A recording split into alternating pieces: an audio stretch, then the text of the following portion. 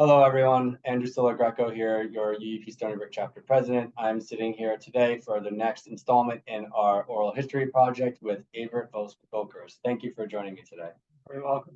So when did you begin working here at Stony Brook, and what did you do? I came in October '69, and I started up the Special Collections Department in the library. So rare books, manuscripts, archives. And it was kind of they had started a little bit of buying manuscripts, but that was my job for the next many years.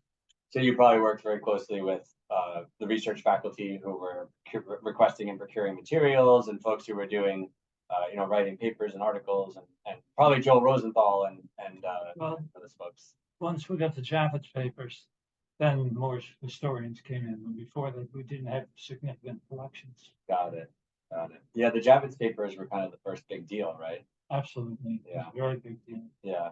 Because Javits got $1 million from the state legislature to process the papers. And that was absolutely unusual. No state had ever done that before. So for those who aren't aware, what were exactly the Javits papers? If you could talk a little about that. Senator Javits had been the Republican senator from New York for I forget how many years now. And he also was the only Jewish senator at the time, and he was a strong defender of Israel, so he's known as a supporter of Israel. And he, when he retired, he was looking for a place to put his papers, and some other institutions that said they couldn't afford it, they didn't understand. And we said if we get money, we'll take them. So that way we worked with the senator and his staff and got his papers and hired 3 people to process the papers over the years. And they're still here, right? They're still here, absolutely. And I'm sure you combed through them. Did you find some fascinating things? I didn't work with them that much. Okay. It's an overwhelming amount of material. I imagine. It's all it's all listed on the database. Yeah. So people can access it online. Oh, that's great. That's great. So what was your first experience with UUP? Well, I had been active I came from California, UCLA, and we've been active with the librarians and academic librarians and academic status for librarians. So my prime interest was representing librarians and getting them to make sure they got academic status.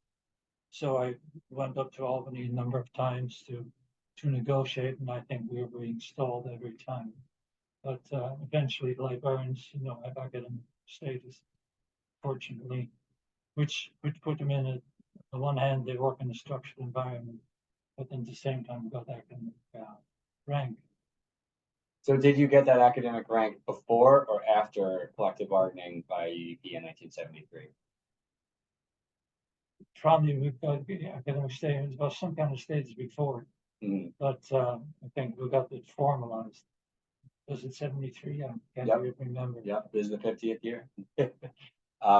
So yeah, because I know that librarian issues and concerns are a perennial issue within UUP, in that there is that unique designation, right? Are we academics or not? Does the university recognize that?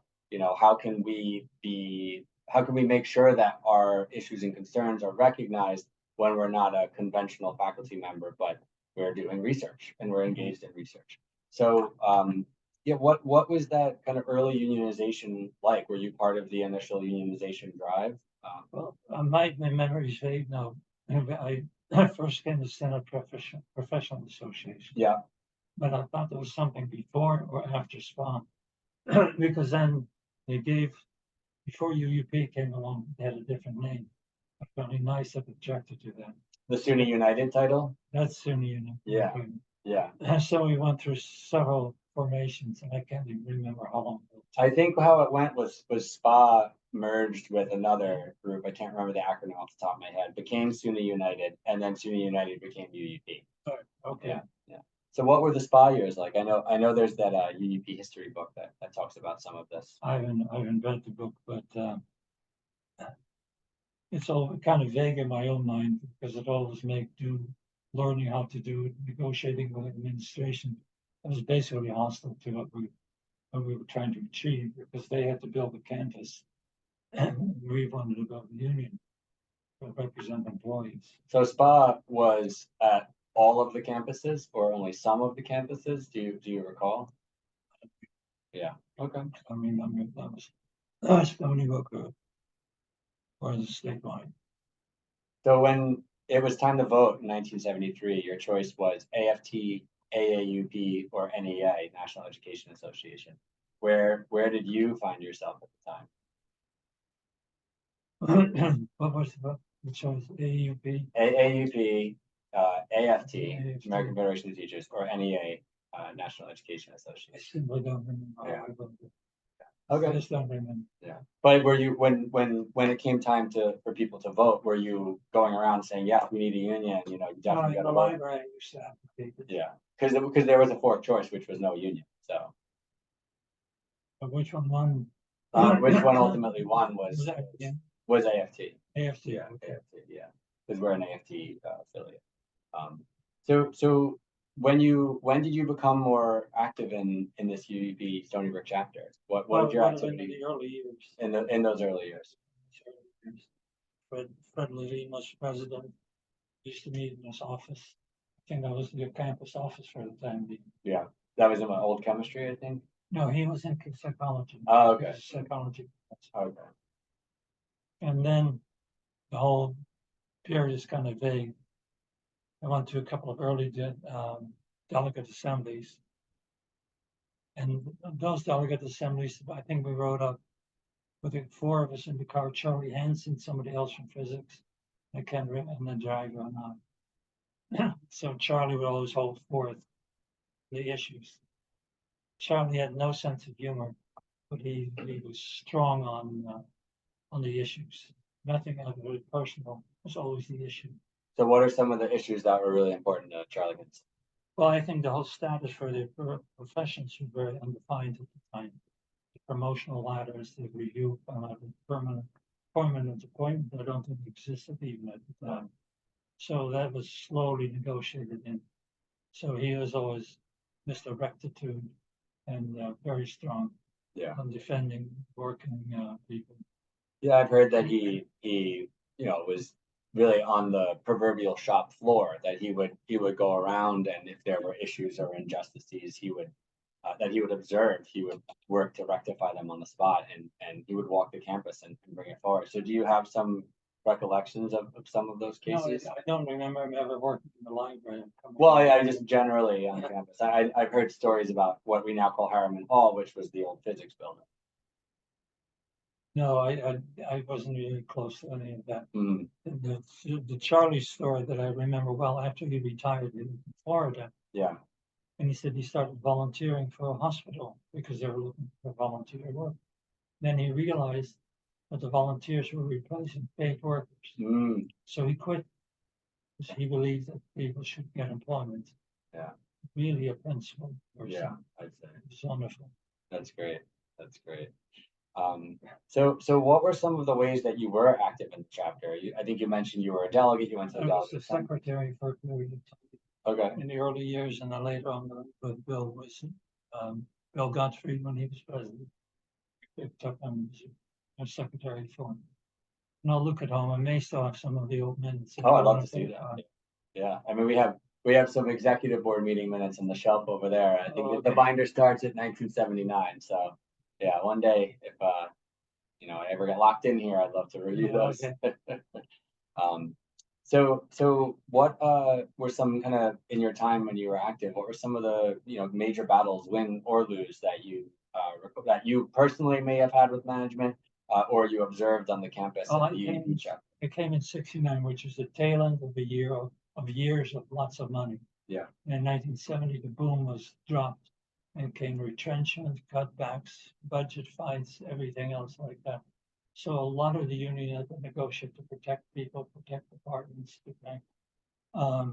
understand what was going on, and I think that's where an enormous amount of energy. And at that time, also I don't know how it is now, but the Department of Finance, or whatever they were called, the budget department in Albany, seemed to have a stranglehold campus budgets. So you never quite knew what was going on. And if you wanted to shift something from one budget category to another one, there's a 5 or 10% budget penalty. Go figure. Yeah. I don't know if that's still true. Yeah, it's the financials are always, opaque, let's just say. It's tricky. So there was a lot of fighting around, campus budget and retrenchments and I mean, the education department got retrenched. So, Right, yeah, that was what, 71 or something. something like that. A little later on, I think Alex Baskin was in the education department. He had helped us get some collections. And then he suddenly was out without Wow. a job. That was rough. Yeah. And that was, before we had UUP. This was happening, right? Well, No, UUP was in existence. so then it must have been after 1973, yeah. It was probably late 70s, early 80s. Yeah, there you go. So in these early years, I know John Toll was a kind of divisive figure of sorts, and there's not many folks that were around in those years that necessarily have very fond things to say. It's a very almost good and bad, this perspective. So what are your thoughts on the Toll John presidency? Toll was, we used to have a librarians round table at lunchtime. So all librarians could drop in and he invited Toll to come talk, and he did come talk. And he smiled and he talked about the library, about the campus and building. So that way he was a real charm. When it came to other issues, he could be very hard-nosed and not very accessible. Alec Bond was the vice president at the time. Very nice personal person, but he again was hard-nosed. Both of them were physicists and came from Maryland. Yeah.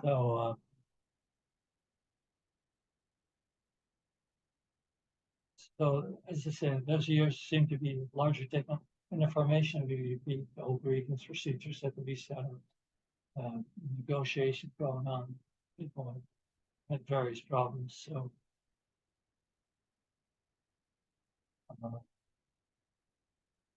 Yeah.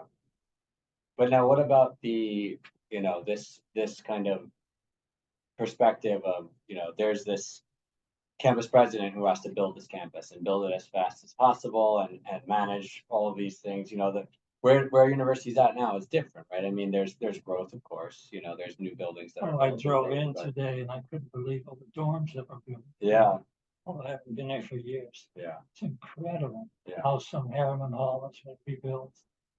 Where's that Harriman? The Uh, old physics or the old chemistry? Right, yeah, old chemistry got Frey rebuilt now, Hall. for now it's a Frey Hall. Hardly right. I know. But I mean, back then there were great swaths of campus that were undeveloped. There was the issue of mud and, I mean, what was it like to work back then when you like walked When the I came, campus? actually, there were the stories about the candles on the mud path. and Yeah. everything. That was all before my time. When I was here, by and large, it's paid sufficient. Okay. But we had, where we're sitting now is the square donut that was built Yeah. around the library. Yeah.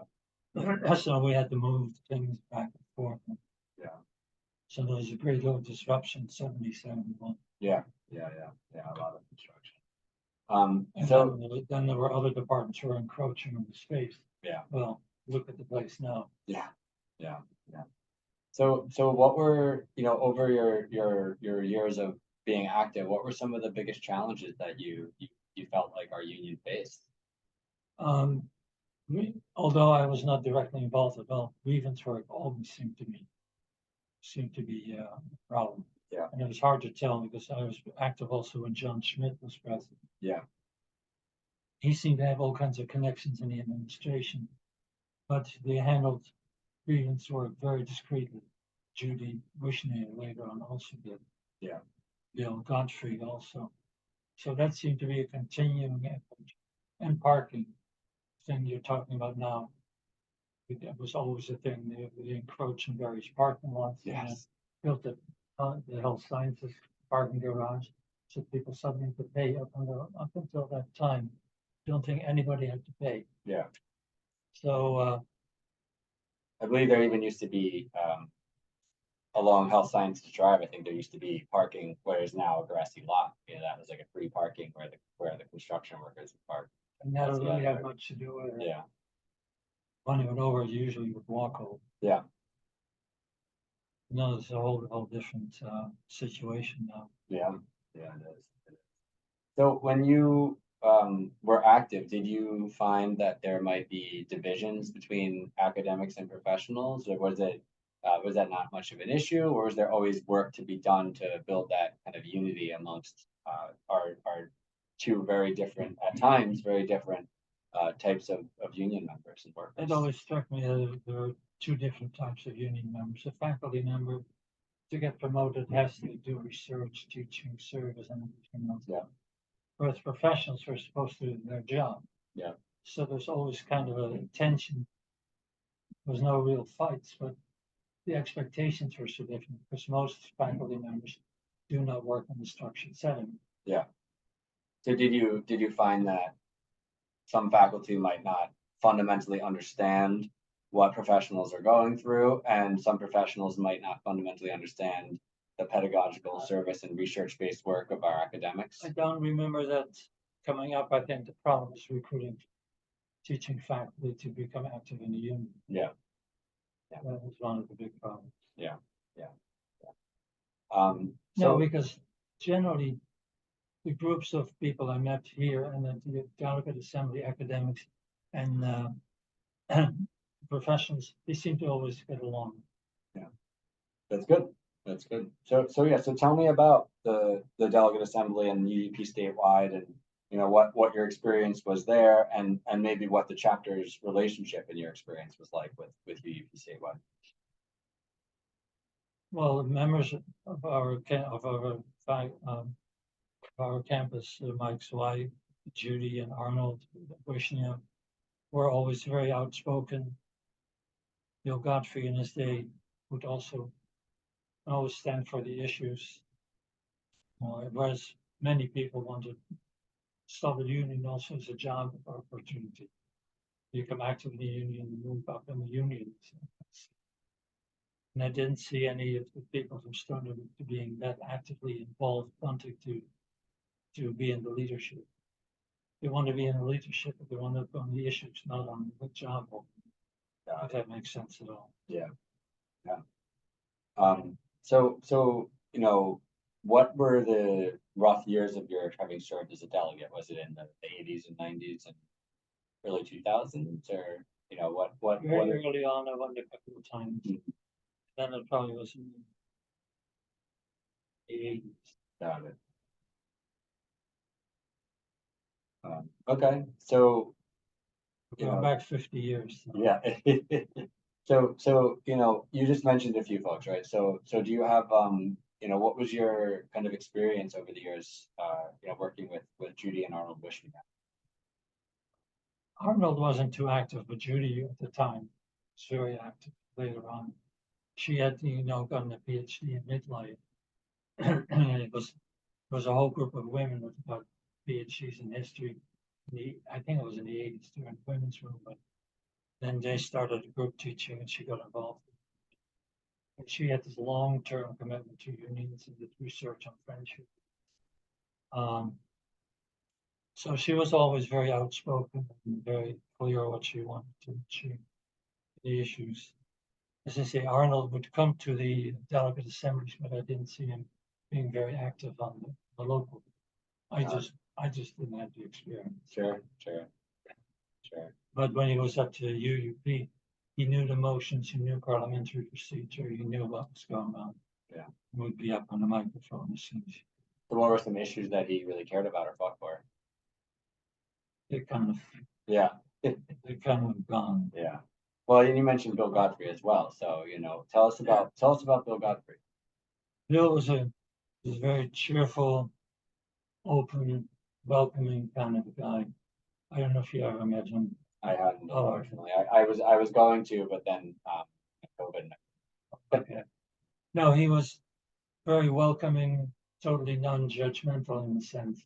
He tried to make things work, make the agreements work, make the UUP work. I think he came late to the union. That was later in the 80s, I think. He was active. But I liked him a lot. He seemed to be very supportive, both professionals and academics. And students. And the students. Yeah. Yeah, teaching was his great love. Yeah. Taught Latin. I don't know if he taught Greek, but he taught Latin and had him over to his house and he'd do potlucks and do stuff like that. So he was very well liked, I think. That's great. How about Michael Zweig? Mike Zweig was kind of initially a threatening figure. I don't know if you've heard about it. He was active in SDS, the Students for Democratic Society. Yeah. He always had a ribbon on his hair, kind of a revolutionary, and very, very articulate, very outspoken, it's almost very scary when I saw him in the faculty senate, which are, who the hell is this? Later on, they find that he's a wonderful guy, deeply committed. But he and I think Joe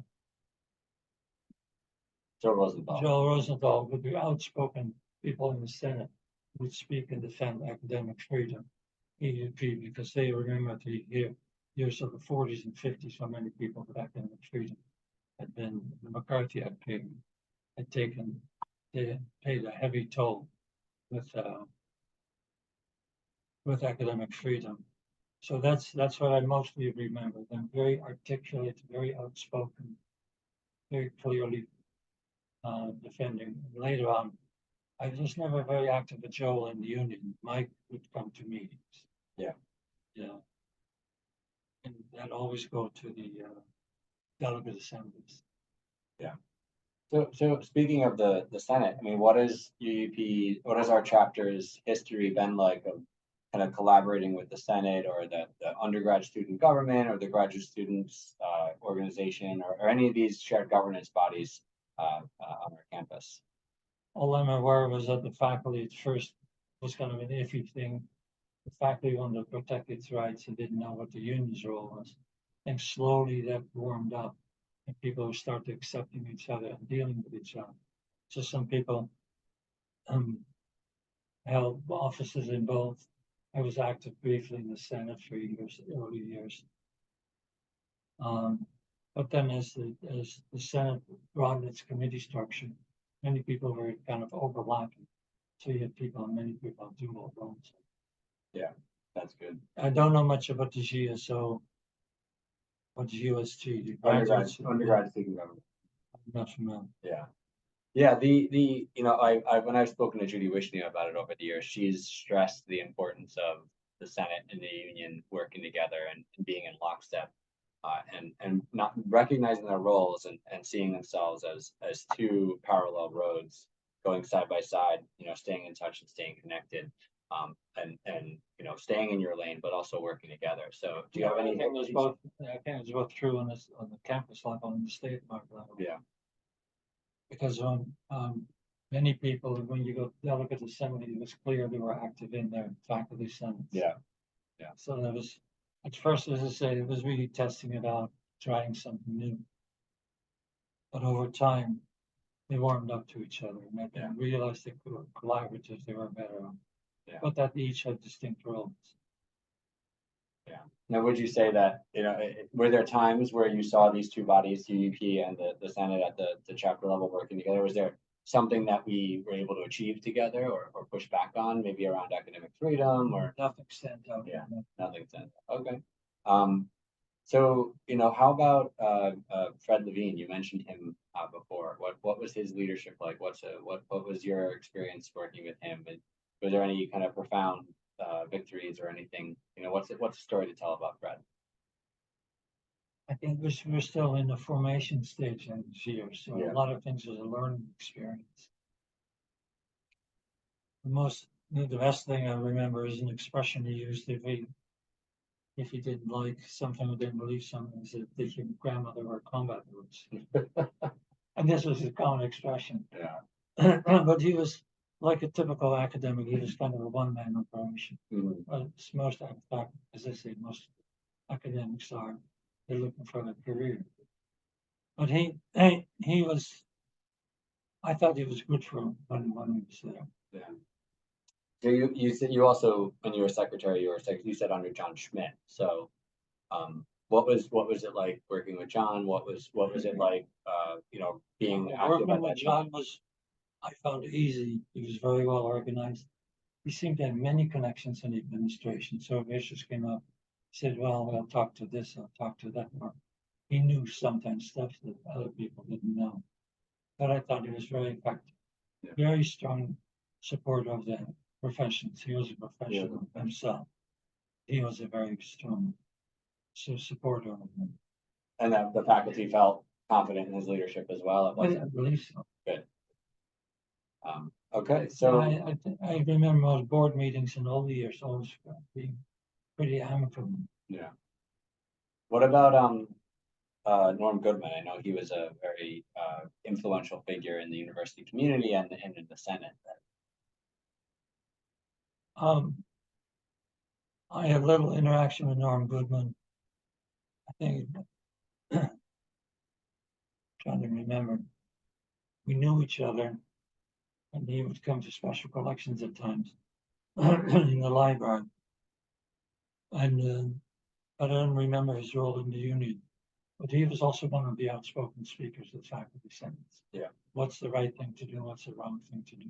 Yeah. Where to go? So what year did you retire? 1999. Okay, so you probably just got, yes, you got some of the Shirley County years, right?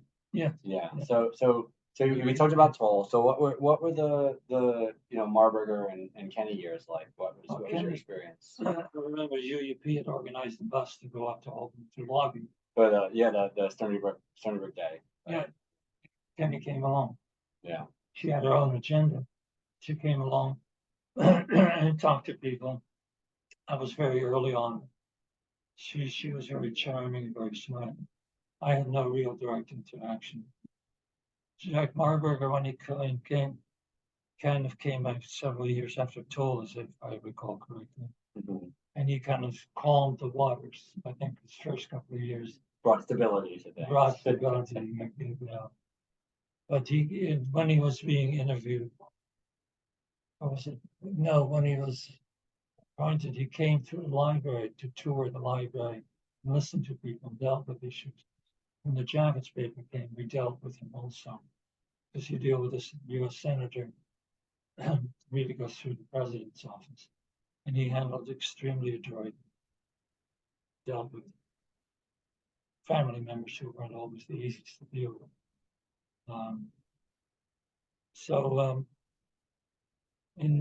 He was a listener.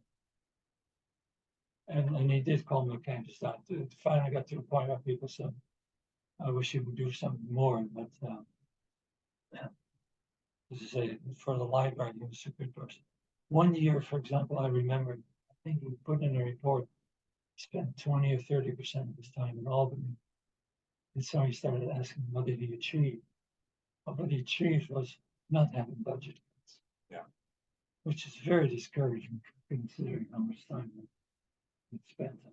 Well, that's fascinating to hear, because as someone who wasn't around back then, but has been around for the past couple presidents, in my experience, and I think much of the campus community, we have campus presidents now who spend more than 20 or 30% of their time up in Albany, right? We have campus presidents. Our current campus president, it seems like she's in DC or Albany all the time, So it's very different. I mean, when I've talked with other folks who are around in the earlier years, they mentioned to me how the campus president would have lunch with the union president, right, with regularity. That there was much more of a small town feel to things. And I mean, look, obviously the university's grown, but it seems like back then there was almost more of this, personal nature of the relationships and the work that seems to have been lost since Sam Stanley was president. Now President McGinnis. Well, it was very different when I came in '69, but the campus had been here since '62. And going back to Planting Field, people used to have musicals together. There was a campus. We were in the babysitting co-op. Yeah. There was a babysitting co-op or the child care center. That was another thing. The child care center came out soon. So this babysitting co-op was like a structure? It existed when we came. Wow. So, and there were cards for an hour, half an hour, 3 hours. So you babysit for some people and you get kind of as paper money. Wow. You sit for other people. That's how we met a couple of faculty members. So it was like a card-based system, or It was a card-based system. Wow, that's fascinating. There was a book passing group. It was, I think, a dinner group of some. We weren't active in that. Yeah. My wife was involved in book passing. And there was a music group. So simply the vice president at the time, I forget his name, his wife was a professional musician. And one of the librarians, his wife was a professional musician. So they and others would get together and play on a regular basis. So it was really a small town. Everybody knew everybody. Everybody trusted everybody. And Hugh Cleveland was part of it early group. But So- that was really a social group, the factory group. Yeah. Would you say that that small town feel, when would you say that started to really fade away? Oh, it probably was a factor of the growth. Yeah. Our kids were small.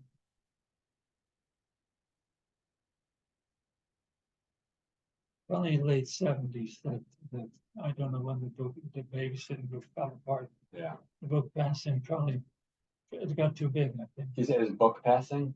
Yeah, a group of people would get, I think, 12 books. They select 12 books for the year. Yeah. And every month you pass on to somebody else. Ah. And then there would be discussion then at the end of the year. And it was fiction. Was it fiction or nonfiction? Or? Probably was all fiction. Yeah. That's fascinating. Yeah, it seems like nowadays, yeah, it's so big and it's grown and expanded so much. It doesn't feel it's like much of a small town. So I guess that's the thing with growth, right? That's part of the thing that you have to then build back with social groups, discussion groups, or art groups, or whatever groups. Yeah. And that takes a lot of effort and time. It does. A lot of organ. So, where do you kind of feel, how have you been, as a retired member since you retired? What is your kind of observation of UUP, where we're at now? And what do you look to when you look to the future, what do you see? Well, fortunately for the retirees, there've been some very strong leaders. Mm-hmm. Judy and woman from Joe Schaefer. Joe Schaefer, yeah. And now Charlie McAteer and many others. And the fact that people are willing to run for office, I think is extremely encouraging. Mhm. Like we could vote up 6 people Yeah. for the UUP representative, or the campus downstate representative. I think the big problems is always leadership training. And I don't know if UUP has done some of it in the past. One way to prepare the leaders for the kind of grievance work and negotiating work. And that's and one other element that comes into this is also affects another group with is the aging of the population. President McInnes in a recent message said something like 1 out of 5 New Yorkers is over 60. Yeah. And something about Suffolk County, the percentage. Well, that affects everything. You don't have the youthful, the energetic, the career building people who will do the work for you. Yeah. One other thing that I think you just some of us, but train people on retirement, especially retirement investing. Yeah. People who are in the optional retirement program probably get pulled back and forth by the markets, and whether they lose money, they gain money, the market's up, and some kind of workshops on a regular basis. I'm amazed how well I did. I was tier 1. Yeah. I'm tier 6. But yeah, it's not easy. So just to wrap up, what gives you hope for our union and the labor movement? Well, right now it's the scarcity of labor. Mm-hmm. And building the unions again.